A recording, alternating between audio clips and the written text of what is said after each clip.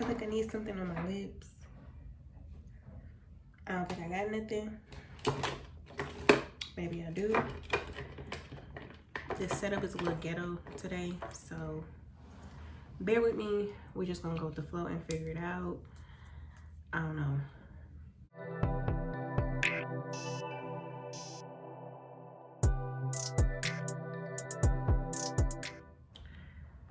All right. Hey y'all, what's up? What's up?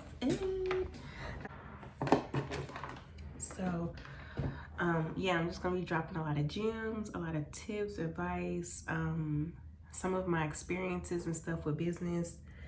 I ain't trying to be nobody's coach or nothing necessarily, but you know, if you can learn something from me, my mistakes or whatever, that's what I'm here to share. So we're gonna get into it. I got on my little house coat, you know, we around the house chilling today.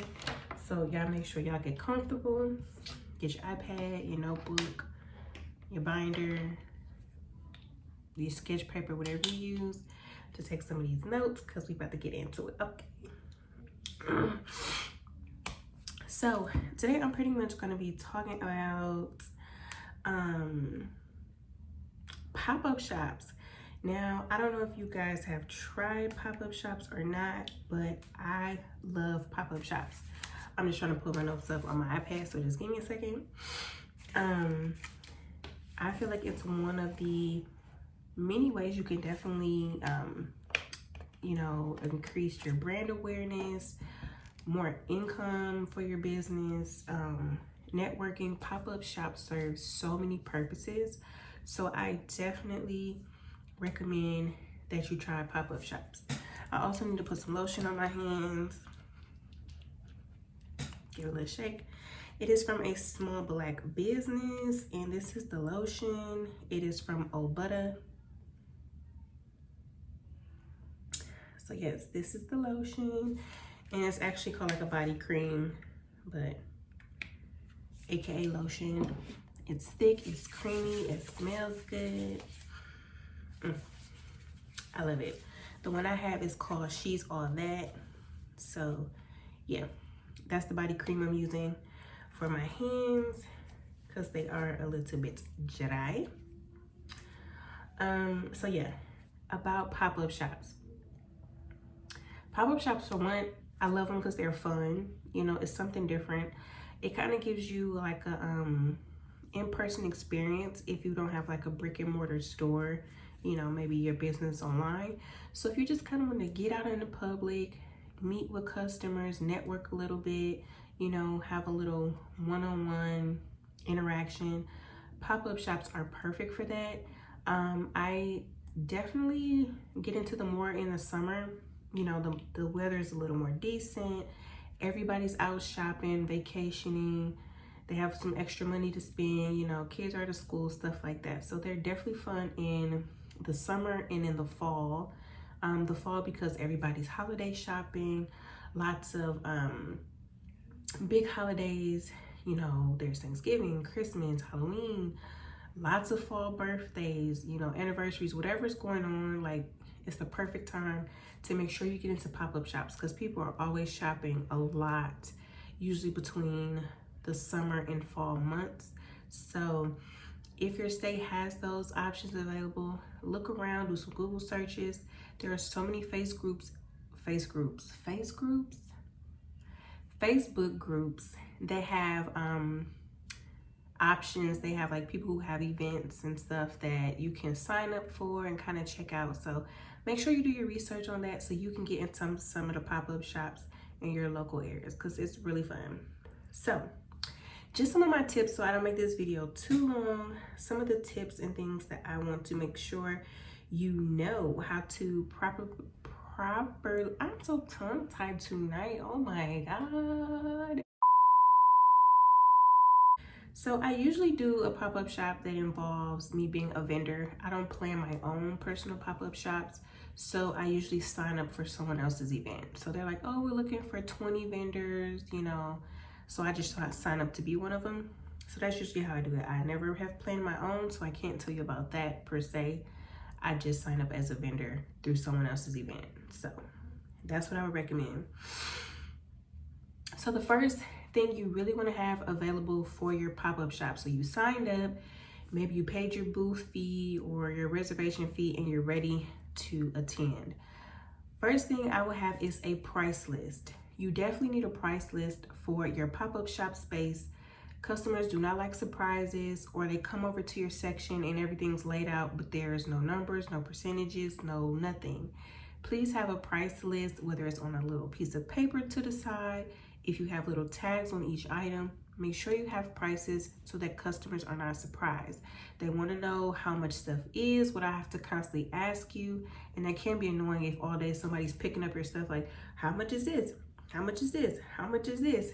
It just keeps all the confusion down if you have a price list off to the side or on your product so that customers know and they know if they want to shop, or they don't have to keep bothering you, asking you how much each item is. So definitely have a price list. It's really helpful. Next thing, have a cash drawer. Now, it's up to you if you want to make change, before you even start your pop-up shop. But I do recommend having just a few dollars and some change on hand, just in case you get a customer who comes with cash.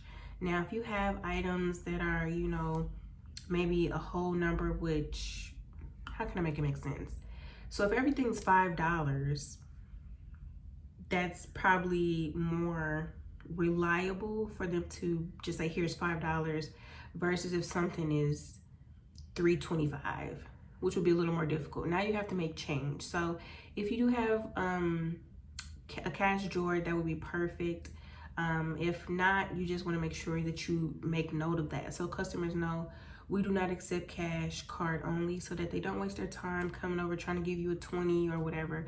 But like I said, if you have something that is like, oh, $5, 10, 20, stuff like that, it makes it easier for them to just give you, a $20 bill versus trying to give you $18.75. So, but if you do decide to do that, make sure you have a cash drawer so you have somewhere to put your money. It's not in your bra, it's not in your pocket.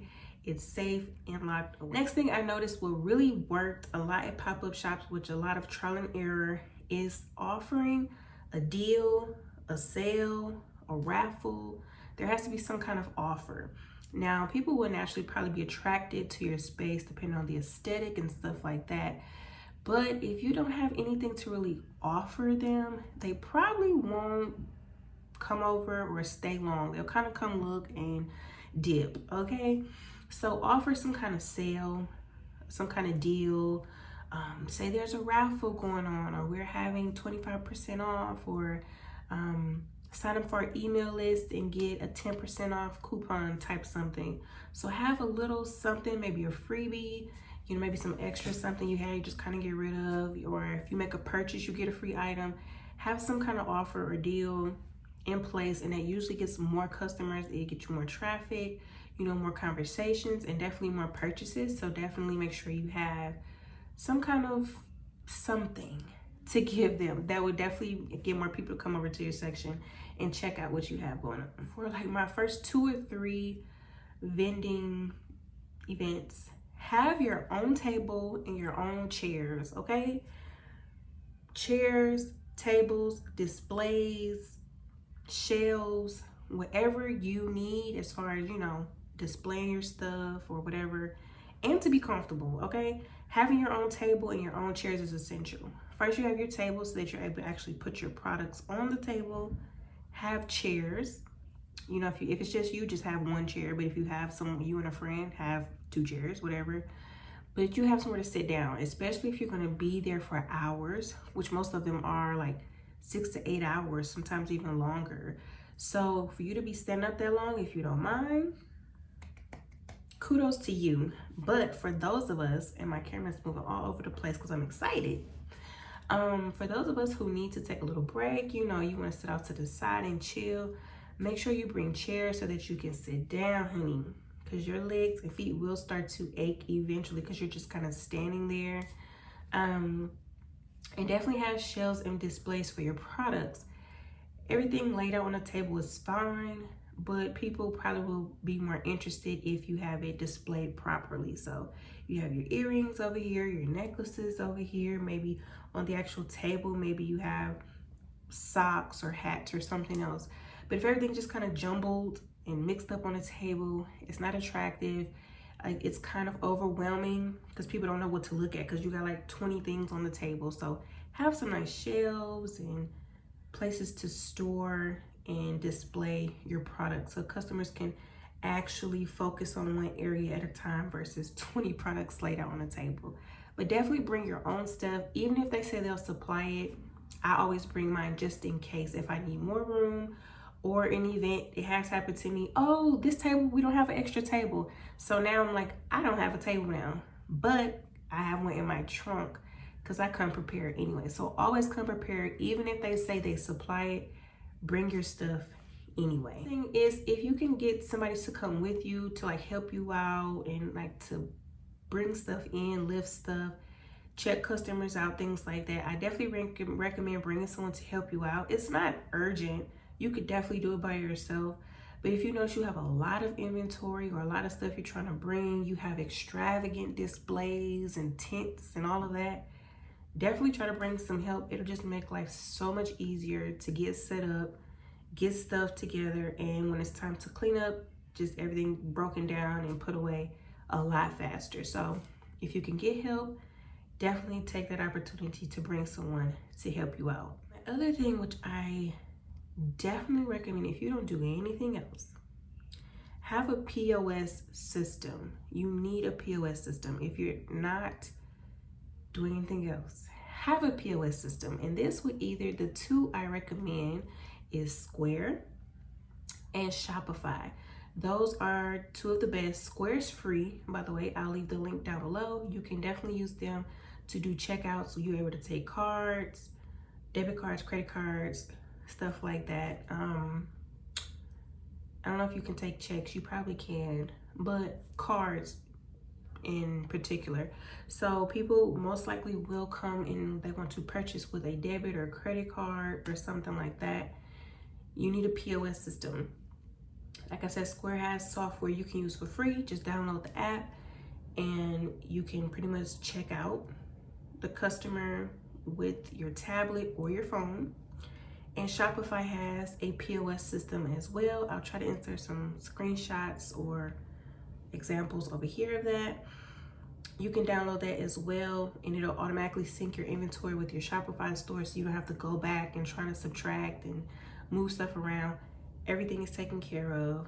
It takes whatever's sold, it just removes it, and everything's good. So yeah, have a POS system so that you can take credit card payments at your pop-up shop event. Next one, which I made a big mistake. I don't know how I forgot, but I think once you're grabbing so much stuff, you're doing so much, you're focused on so many things, you forget packaging, bags, stuff for checkout. Because we want to sell stuff, right? So after we make the sale, the customer has nothing to put their item or products in. I made that mistake for probably my first like 2 events. And I'm just like, okay, thank you for your purchase. And I'm like, oh, here you go. You just have to walk around with this now. Because I don't have a bag, no box, there's nothing to put it in. So make sure you bring packaging or checkout materials, whatever you want to call them. After you leave the store, you use at Target, Walmart, wherever you shop at, they put your stuff in the bag, right? Macy's, you walk out, you're not just carrying your nice new shirt on your arm. So make sure you have that same mindset for your pop-up shop. You want your customers to have something to put their candle in, or their shirt, or their tote, or whatever they just purchased. Have something for them to put it in. Next, you want to have business cards or some kind of brand awareness overall, whether it's a banner or a tablecloth, business cards, something like that. Make sure you have something where people know what your business is, kind of know what you're selling, and definitely some kind of business cards, you know, off to the side. Even if people don't shop with you, maybe they'll shop later, or they want to tell someone else about your business, so they're able to take a few of your business cards to, you know, either shop with you later or, you know, recommend you to someone else. So I definitely recommend having a few. You don't need 50,000 of them, you know, just take a few. I usually take about 20 to 30 and just kind of have them off to the side in case someone was interested. Maybe they didn't want to shop, they just wanted to take one that's fine too. So just have a couple off to the side for those who may be interested in telling someone else about your business, or maybe even shopping later. Next thing I did find that worked really well was collecting emails, and I thought it would be so difficult and awkward. But what I did was I ended up getting a really cute clipboard. I think I found one at like Dollar Tree or something. A really nice clipboard. It was small, and I just had a piece of paper on there that said, add your email for a free gift. And so essentially, lots of people will sign up, for one. And second of all, I would pretty much just, if they ask about what the gift was, I was like, oh, you know, we're going to be giving away tumblers, or if there's like extra merchandise I buy, sometime I'll just kind of give it out as freebies. So it would be like a tumbler or a tote bag or just something random like that, and I'll let them know what the gift is, and usually a lot of people will sign up for it. This one gets your email list to grow even more, and second of all, it allows you to push your brand out even more. So you have more people to market to, you're collecting more emails, you're also, it is kind of give you kind of a networking kind of vibe as well, because people are asking questions, what's this about? You get the email, it's a little trade-off. So and it makes it a little less awkward. There's no pressure like, hey, sign up for the email list, come on, put it on here. It's like, if you do, you do, you don't, you don't. But I usually just set it to the side, you know, let people decide if they want to, and usually they did. So definitely collect emails on a little clipboard off to the side. No pressure, don't beg, don't keep asking. Maybe just kind of mention it, you know, or put a little sign over there that says, you know, for a free gift, sign up for the email list. Something simple. Do not pressure people to sign up. Just leave it off to the side. But definitely try to collect emails. It's really not that bad. And the last thing I would just say overall is just have good communication skills. Be willing to talk and communicate with your customers.